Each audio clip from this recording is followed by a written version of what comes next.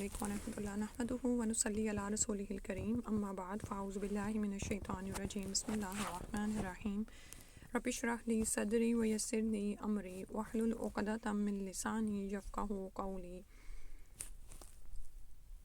الحمدللہ، اللہ سبحانہ و تعالیٰ کا خاص احسان ہے کہ اس نے ہمیں یہ توفیق دی کہ آج ہم سیرت کے موضوع پر دنیا بھر میں اول انعام یافتہ کتاب الرحیق المختوم کو شروع کریں۔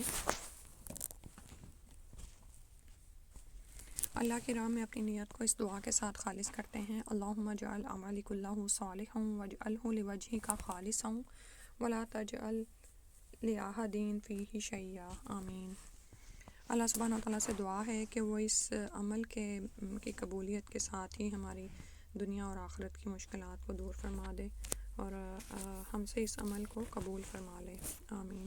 اور دعا ہے کہ یہ کتاب نہ صرف میرے دل میں، سب سننے والوں کے دلوں میں، یعنی ہم سب کے دل میں رسول اللہ صلی اللہ علیہ وسلم کی محبت پیدا کرنے والی ہو۔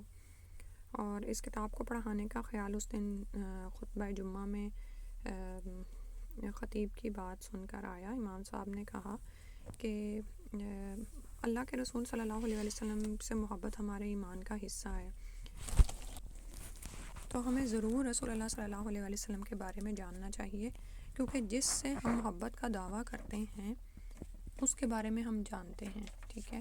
اور انہوں نے کہا کہ پھر ضرور ہی ایسا کریں کہ گھر میں آپ کے جو بھی سیرت کی کتاب پڑھی ہوئی ہے اس کو پڑھیں آپ، ٹھیک ہے۔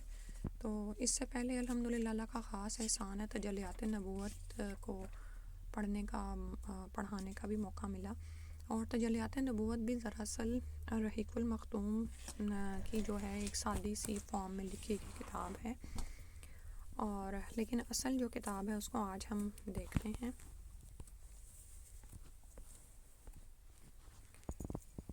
الحمدللہ الذی ہدانا لہذا وما کنا لنہتدی لولا ان ہدانا اللہ، اللہم صلی علی محمد النبی الامی وازواجہ امہات المؤمنین وذریتہ واہل بیتہ کما صلیت علی ابراہیم انک حمید مجید۔ اور شروع میں کچھ صفحات جو ان سے ہیں کہ یہ کتاب کیوں لکھی گئی اس کے بارے میں ہیں، اور بنیادی طور پر یہ ایک مقابلہ شروع ہوا تھا سیرت نگاری کے موضوع پر، جس میں جنہوں نے یہ کتاب لکھی ہے مولانا صفی الرحمن مبارک پوری نے بھی حصہ لیا، اور عربی میں انہوں نے یہ کتاب لکھی اور ان کو اول انعام ملا۔ اور اس زمانے میں میرا خیال ہے انہیں یعنی کہ نقد انعام بھی ملا 50,000 ریال، سعودی ریال۔ اور اس کے بعد لوگوں کے بہت اصرار پر انہوں نے یہ کتاب اردو میں بھی لکھی، الحمدللہ، کہ جس سے ہمیں اس کو پڑھنے کا اس وقت موقع مل رہا ہے۔ بسم اللہ الرحمن الرحیم۔ اس کے پیش لفظ کا ایک صفحہ میں نے یہاں پر لیا ہے، وہ پڑھ لیتے ہیں۔ الحمدللہ رب العالمین خالق السماوات والارض وجاعل الظلمات والنور وصلی اللہ علی سیدنا محمد خاتم الانبیاء والرسل اجمعین۔ بشر وانذر ووعد واوعد انقذ اللہ به البشر من الضلال وهدى الناس الى صراط مستقیم صراط اللہ الذی له ما فی السماوات وما فی الارض الا الی اللہ تسیر الامور، وبعد۔ چونکہ اللہ سبحانہ وتعالیٰ نے اپنے رسول اللہ صلی اللہ علیہ وسلم کو مقام شفاعت اور درجہ بلند عطا فرمایا ہے، یعنی کہ رسول صلی اللہ علیہ وسلم شفاعت کریں گے، یعنی آپ صلی اللہ علیہ وسلم کو مومنین کی شفاعت کا ایک خاص حصہ دیا جائے گا، اور رسول اللہ صلی اللہ علیہ وسلم اللہ کے حضور بار بار مومنین کی شفاعت کریں گے، یہاں تک کہ ایک کثیر تعداد کو جہنم سے نجات دلائیں گے، اور اس کے بعد صرف وہی لوگ جہنم میں رہ جائیں گے جو قرآن کی روح سے جہنمی ہیں، یعنی ان کے لیے خلود فی النار ہے۔ رسول اللہ صلی اللہ علیہ وسلم کا یہ مقام شفاعت جو ہے، اگر ہم اس شفاعت کا حصہ سے مستفید ہونا چاہتے ہیں تو اس کا ایک طریقہ تو دیکھیں، آپ روزانہ ہم اذان سنتے ہیں نا، تو اس کے بعد ایک دعا ہمیں سکھائی جاتی ہے، تو اس میں ہم رسول اللہ صلی اللہ علیہ وسلم کے لیے وسیلہ مانگتے ہیں. وسیلہ ایک بلند مقام ہے جو آپ صلی اللہ علیہ وسلم کو عطا کیا جائے گا، اور وہاں پر اللہ کے رسول صلی اللہ علیہ وسلم کو حمد سکھائی جائے گی اللہ کی، اور وہ اس کے مطابق اللہ کی حمد کریں گے، اور پھر اس کے بعد ان کو شفاعت کا حق دیا جائے گا. تو جب بھی اذان ہو اس کو پورے شعور کے ساتھ سنیں، اور رسول صلی اللہ علیہ وسلم کے لیے یہ دعا بھی شعور کے ساتھ مانگا کریں. اور آپ یہ دیکھیں کہ اذان اور اقامت کے درمیان کی دعا قبول ہوتی ہے، اور اس وقت دعا بھی کیا کریں اپنے آپ کے لیے. اور آپ صلی اللہ علیہ وسلم سے ہم مسلمانوں کو محبت کرنے کی ہدایت دی ہے، اور آپ صلی اللہ علیہ وسلم کی پیروی کو اپنی محبت کی نشانی قرار دیا ہے. چنانچہ فرمایا قُلْ إِن كُنتُمْ تُحِبُّونَ اللَّهَ فَاتَّبِعُونِي يُحْبِبْكُمُ اللَّهُ وَيَغْفِرْ لَكُمْ ذُنُوبَكُمْ. یعنی اے پیغمبر کہہ دو اگر تمہیں اللہ سے محبت ہے تو میری پیروی کرو، اللہ تمہیں محبوب رکھے گا اور تمہارے گناہوں کو تمہارے لیے بخش دے گا. یعنی اگر تم اللہ سے محبت کا دعویٰ کرتے ہو تو سنت رسول صلی اللہ علیہ وسلم کو اپنانا ہوگا، اور بدلے میں تمہیں اللہ کی محبت ملے گی، اور اللہ تعالیٰ آپ کے گناہوں کو بخش دے گا. اس لیے یہ بھی ایک سبب ہے، یعنی یہ ایک وجہ ہے کہ جو دلوں کو آپ صلی اللہ علیہ وسلم کا گرویدہ اور وارفتہ بنا کر ان اسباب و ذرائع کی جستجو میں ڈال دیتا ہے جو آپ صلی اللہ علیہ وسلم کے ساتھ تعلق خاطر کو پختہ تر کر دیں. تھوڑی سی مشکل لائن ہے، مطلب اس کا یہ ہے کہ جب ہم اللہ سے محبت کا دعویٰ کرتے ہیں تو پھر ہمیں سنت رسول صلی اللہ علیہ وسلم کی پیروی کرنی ہے، اور جب جس کی ہم نے پیروی کرنی ہے وہ یعنی ہمارے لیے ایک محبوب ہستی ہو، ٹھیک ہے، تو ہم ان کے گرویدہ ہو جائیں، ہمارے دل ان کے گرویدہ ہوں، ان پر قربان جائیں، اور ہم ان اسباب اور ذرائع یعنی مینز اینڈ ریسورسز کو تلاش کریں جس کے ذریعے سے ہم آپ صلی اللہ علیہ وسلم کے ساتھ اپنے تعلق کو مضبوط کر لیں. ٹھیک ہے، تو جو اسلام کے طلوع ہی سے مسلمان آپ صلی اللہ علیہ وسلم کے محاسن کا اظہار اور آپ صلی اللہ علیہ وسلم کی سیرت طیبہ کی نشر و اشاعت میں ایک دوسرے سے آگے نکل جانے کی کوشش کرتے رہے ہیں.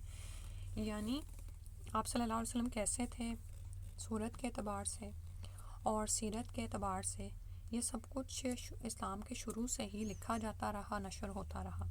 آپ صلی اللہ علیہ وسلم کی سیرت طیبہ نام ہے آپ صلی اللہ علیہ وسلم کے اقوال و افعال اور اخلاق کریمانہ کا.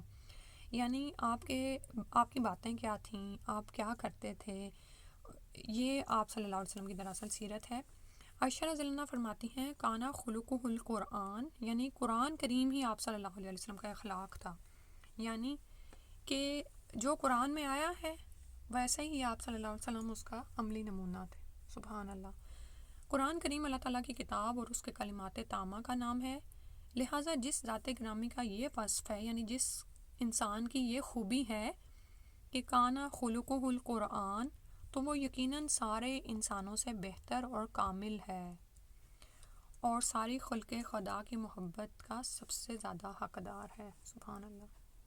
کامل شخصیت، سبحان اللہ، سب انسانوں سے بہتر. ہم سب ہی غلطی کرتے ہیں لیکن رسول صلی اللہ علیہ وسلم کی ذات کامل اور یعنی کہ سب انسانوں سے بہتر تھے. اس کے بعد تھوڑا سا یہاں پہ پڑھ لیتے ہیں کہ یہاں پہ کیا بتایا جا رہا ہے. بسم اللہ الرحمن الرحیم. الحمدللہ الذی ارسل رسولہ بالہدی ودین الحق لیظہرہ علی الدین کلہ فجعلہ شاہدا ومبشرا ونذیرا وداعیا الی اللہ باذنہ وسراجا منیرا وجعل فیہ اسوۃ حسنۃ لمن کان یرجو اللہ والیوم الآخر وذکر اللہ کثیرا. اللہم صلی وسلم وبارک علیہ وعلی آلہ وصحبہ ومن تبعہم بإحسان الی یوم الدین وفجر لہم ینابیع الرحمہ ورضوان تفجیرا. تو آج کتاب کا جو ہے آغاز ہے صفحہ نمبر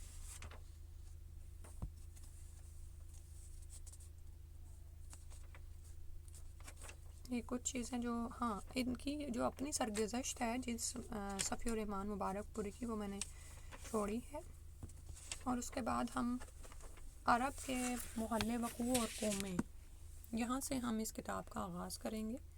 اس سے پہلے تھوڑی سی باتیں جو رسول اللہ صلی اللہ علیہ وسلم کی سیرت ہم کیوں پڑھیں اس کو ہم دیکھتے ہیں. اور اس میں جیسے بھی بتایا کہ رسول اللہ صلی اللہ علیہ وسلم سے محبت ہمارے ایمان کا حصہ ہے، اور ہم اگر دعویٰ کرتے ہیں کہ ہم اللہ سے محبت کرتے تو ہمیں سنت کی پیروی کرنی ہوگی، اور سنت کی پیروی کے لیے ضروری ہے کہ ہم سیرت کو جانیں، ٹھیک ہے؟ اور سیرت کا مطالعہ کرتے ہوئے بھی ہم بالکل سیدھا اپنی سوچ کو رکھیں گے، ٹھیک ہے؟ جیسے قرآن پڑھتے ہوئے قرآن میں کیا آتا ہے؟ فیہ ذکرکم، اس میں تمہارا ذکر ہے۔ اس میں اگر کسی قوم کا حال بیان کیا گیا ہے، کسی شخصیت کا ذکر کیا گیا ہے، کچھ کسی کی خوبیاں بتائی گئی ہیں، کچھ خامیاں بتائی گئی ہیں، تو ہر آیت میں ہمارے لیے عمل کی بات ہے کہ ہم اس سے اپنے لیے کیا سبق لیتے ہیں، ٹھیک ہے؟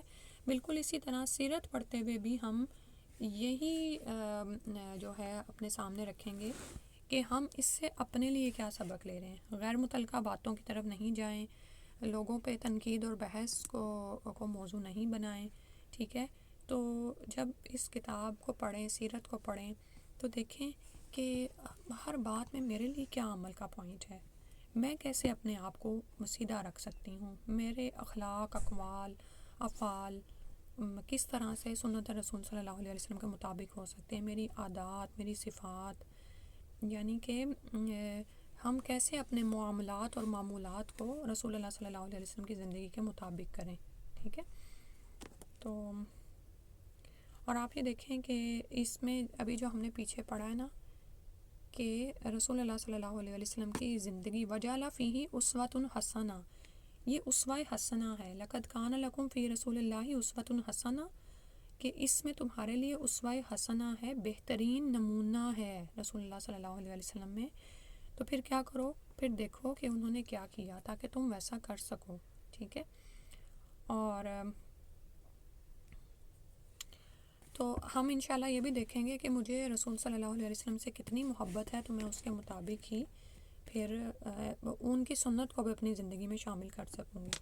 اور ایک بات یہ کہ ہو سکتا ہے کچھ سنتوں پر آپ کو یہ آئے کہ اچھا یہ تو بہت مشکل سنت ہے، اس پہ میں کیسے عمل کر سکتی ہوں، تو پھر ایسی بات پر کیا کرنا ہے، اللہ سے توفیق مانگنی ہے، ٹھیک ہے؟ یہ نہیں کہنا کہ نہیں یہ بات تو میں کر نہیں سکتی، بلکہ اس پر اللہ سبحانہ تعالیٰ سے توفیق مانگنی ہے، کیونکہ اللہ تعالیٰ ہی توفیق دینے والے ہیں، اور اسی کے ہاتھ میں تمام امور کی یعنی کہ ہمارے لیے توفیق ہے انشاءاللہ۔ اللہ تعالیٰ سے دعا ہے کہ وہ اس کو اچھی طرح سے قبول فرما لے، آمین یا رب العالمین، اور ہم سے اس کو مکمل کروا لے، آمین۔ اور سیرت میں آپ یہ دیکھیں کہ آپ کے شمائل، یعنی آپ کے شمائل خلق اور خلق دونوں آتے ہیں، ٹھیک ہے؟ اور قبل از بعثت بھی ہم آپ کا جو زندگی ہے وہ پڑھیں گے انشاءاللہ، مکی دور پڑھیں گے اور مدنی دور پڑھیں گے، ٹھیک ہے؟ تو آج دیکھتے ہیں، شروع کرتے ہیں۔ عرب محل وقوع اور قومیں، سیرت نبی صلی اللہ علیہ وسلم در حقیقت اس پیغام ربانی کے عملی پرتو سے عبارت ہے جسے رسول اللہ صلی اللہ علیہ وسلم نے انسانی جمعیت کے سامنے پیش کیا تھا، اور جس کے ذریعے انسان کو تاریکیوں سے نکال کر روشنی میں، اور بندوں کی بندگی سے نکال کر خدا کی بندگی میں داخل کر دیا تھا، یعنی لوگوں کے غلام تھے، اللہ کے رسول صلی اللہ علیہ وسلم نے ان کو اللہ کی بندگی میں داخل کیا۔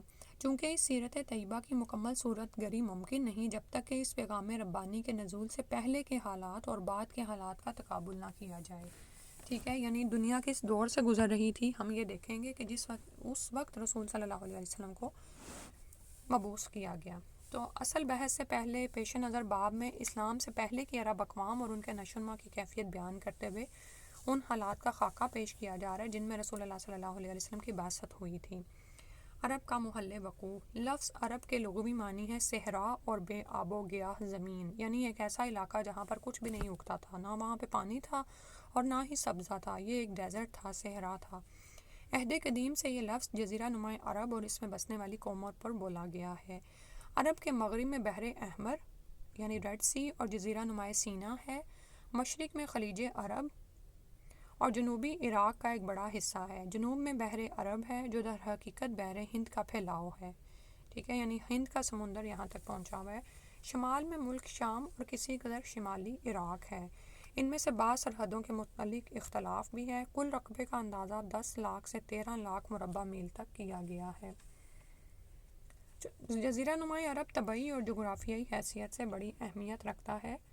اندرونی طور پر یہ ہر چہار جانب سے صحرا اور ریگستان سے گھرا ہوا ہے، جس کی بدولت یہ ایسا محفوظ قلعہ بن گیا ہے کہ بیرونی قوموں کے لیے اس پر قبضہ کرنا اور اپنا اثر و نفوذ پھیلانا سخت مشکل ہے۔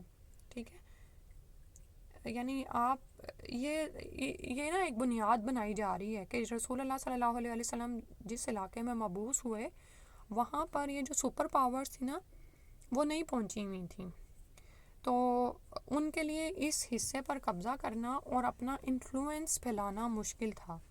اس کو آپ اس طرح سے لے لیں کہ جیسے آپ اس ملک میں رہتے ہیں نا، تو یہاں پہ فرسٹ نیشنز تھے، تو کیا ہوا تھا، فرسٹ نیشنز کو آ کے نہ صرف بیرونی ملکوں کے لوگوں نے ان پر قبضہ کیا، بلکہ جو ان کا اصل کلچر، ان کی اصل تہذیب وغیرہ تھی، اس سب کا انہوں نے خاتمہ کیا۔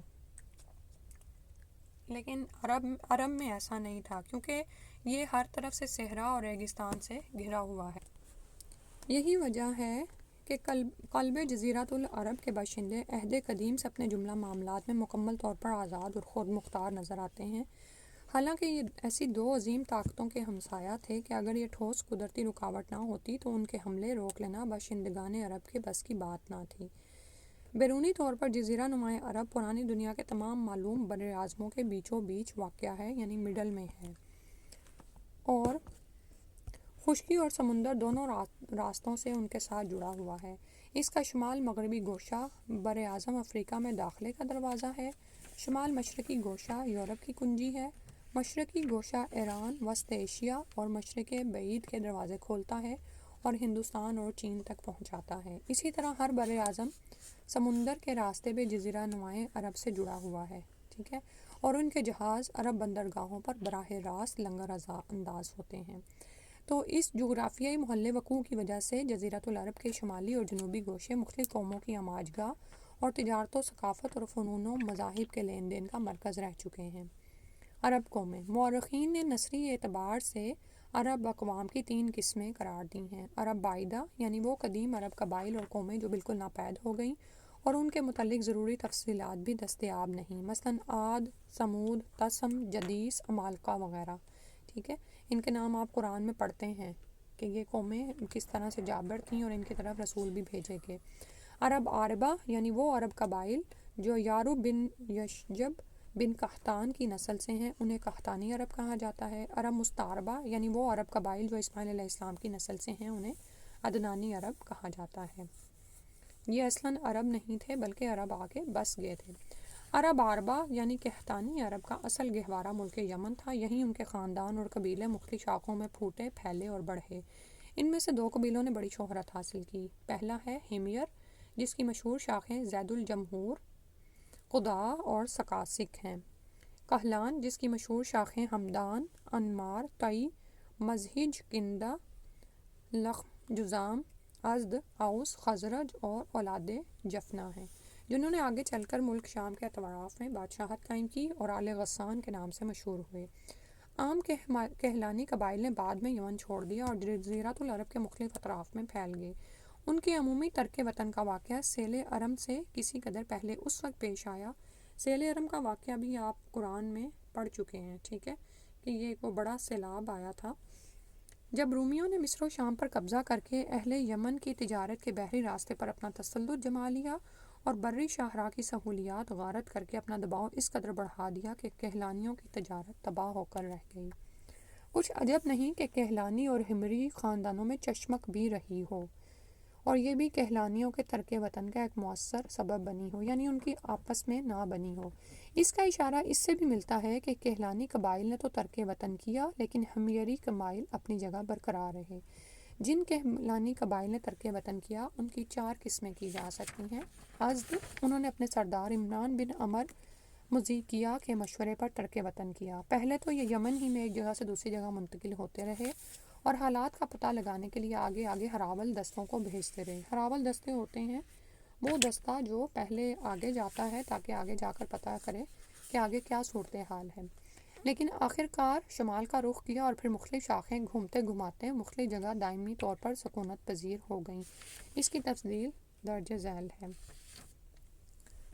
ثعلبہ بن عمر، اس نے اولاً حجاز کا رخ کیا اور سالبیہ اور ذیقار کے درمیان اقامت اختیار کی۔ جب اس کی اولاد بڑی ہو گئی اور خاندان مضبوط ہو گیا تو مدینہ کی طرف کوچ کیا اور اسی کو اپنا وطن بنا لیا۔ اسی سالبہ کی نسل سے اوس اور خزرج ہیں جو سالبہ کے صاحبزادے حارثہ کے بیٹے ہیں۔